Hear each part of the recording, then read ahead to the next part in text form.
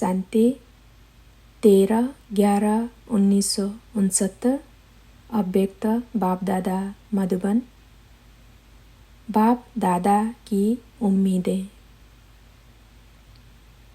अशरीरी होकर फिर शरीर में आने का अभ्यास पक्का हो जाता है। जैसे बाप दादा अशरीरी से शरीर में आते हैं, वैसे ही तुम सभी बच्चों को भी अशरीरी होकर के शरीर में आना है। अव्यक्त स्थिति में स्थित होकर फिर व्यक्त में आना है। ऐसा अभ्यास दिन प्रतिदिन बढ़ाते चलते हो। बाप दादा जब आते हैं तो किससे मिलने आते हैं? आत्माओं से। आत्माएं कौन सी? जो सारे विश्व में श्रेष्ठ आत्माएं हैं। उन श्रेष्ठ आत्माओं से बाप दादा का मिलन होता है। इतना नशा रहता है, हम ही सारे विश्व में श्रेष्ठ आत्माएं हैं। श्रेष्ठ आत्माओं को ही सर्वशक्तिमान के मिलन का सौभाग्य प्राप्त होता है।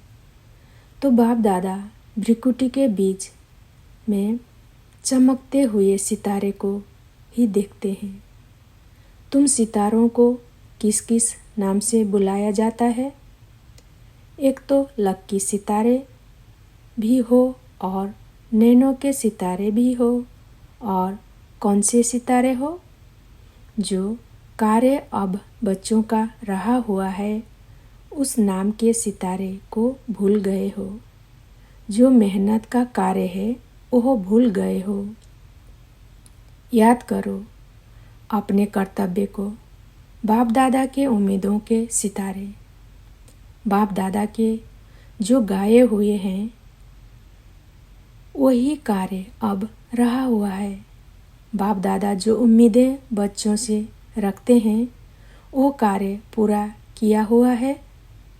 बाप दादा एक एक सितारे में यही उम्मीद रखते हैं कि एक एक अनेकों को परिचय देकर लायक बनाए। एक से ही अनेक बनने हैं। यह चेक करो कि हम ऐसे बने हैं। अनेकों को बनाया है, उसमें भी क्वांटिटी तो बन रहे हैं, क्वालिटी बनाना है। क्वांटिटी बनाना सहज है, लेकिन क्वालिटी वाले बनाना, यह उम्मीद बाप दादा सितारों में रखते हैं। अभी यह कार्य रहा हुआ है। क्वालिटी बनाना है, क्वांटिटी बनाना, ये तो चल रहा है। लेकिन अभी ऐसी क्वालिटी वाली आत्माएं बनाने की सर्विस रही हुई है। क्वालिटी वाले एक आत्मा क्वांटिटी को आप ही लाएगी। एक क्वालिटी वाला अनेकों को ला सकते हैं। क्वालिटी क्वांटिटी को ला सकती है। अभी यही कार्य जो रहा हुआ है, उसको पूरा करना है। अपनी सर्विस की क्वालिटी से आप खुद संतुष्ट रहते हो।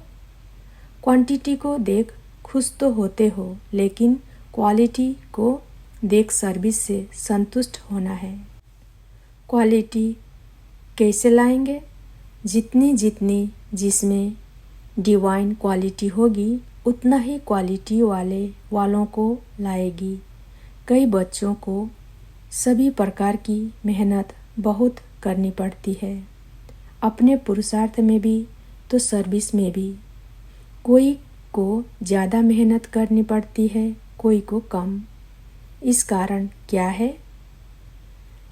कभी उसी को ही मेहनत लगती है, कभी फिर उन्हीं को ही सहज लगता है। यह क्यों? धारणा की कमी के कारण मेहनत लगती है।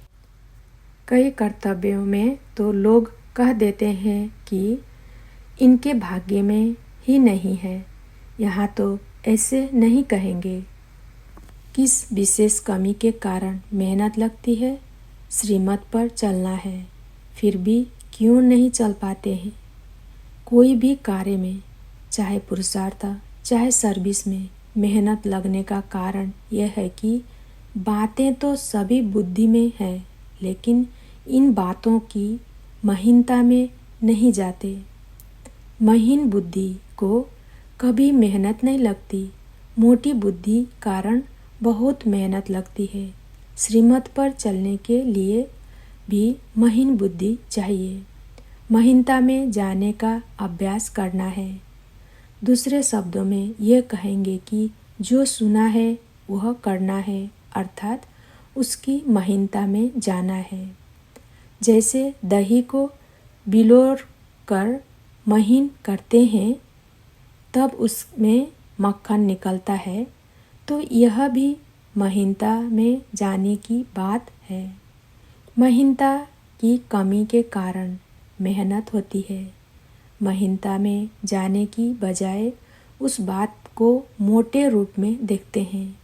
सर्विस के समय भी महीन बुद्धि हो, ज्ञान की महीनता में जाकर उसको सुनाए और उस ज्ञान की महीनता में ले जाए तो उनको भी मेहनत कम लगे और अपने को भी कम लगे। इस महीनता की ही कमी है।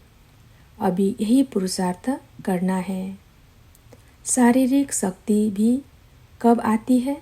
जब भोजन महीन रूप से खाओ तो उस भोजन की शक्ति बनती है। भोजन का महीन रूप क्या बनाता है? खून। जब खून बन जाता है तब शक्ति आ जाती है। तो अब सिर्फ बाहर के ऊपर के रूप को न देखते हुए अंदर जाने की कोशिश करो। जितना हर बात में अंदर जाएंगे तब रत्न देखने में आएंगे और हर एक बात की वैल्यू का पता पड़ेगा। जितना ज्ञान की वैल्यू, सर्विस की वैल्यू का मालूम होगा, उतना आप वैल्यूएबल रत्न बनेंगे। ज्ञान रत्नों की वैल्यू कम करते हो तो खुद भी वैल्यूएबल नहीं बन सकते। एक एक रत्न की वैल्यू को परखने की कोशिश करो। आप बाप दादा के वैल्यूएबल रत्न हो ना। वैल्यूएबल रत्नों को क्या किया जाता है? छिपा कर रखना होता है। बाप दादा के जो वैल्यूएबल रत्न हैं उन्हों को बाप दादा छिपा कर रखते हैं। माया से छिपाते हैं। माया से छिपाकर फिर कहाँ रखते हैं? जितना जितना जो अमूल्य रत्न होंगे उतना उतना बाप दादा के दिल तख्त पर निवास करेंगे। जब दिल तख्त नसीन बनेंगे तब राज्य के तख्त नसीन बनेंगे। तो संगम युग का कौन सा तख्त है? तख्त है वह बेगर हो। संगम युग पर कौन सा तख्त मिलता है? बाप दादा के दिल का तख्त। यह सारे जहान के तख्तों से श्रेष्ठ है। कितना भी बड़ा तख्त सतयुग में मिले, लेकिन इस तख्त के आगे वो क्या है? इस तख्त पर रहने से माया कुछ नहीं कर सकती। इस पर उतरना चढ़ना नहीं पड़ेगा। इस पर रहने से माया के सर्व बंधनों से मुक्त रहेंगे।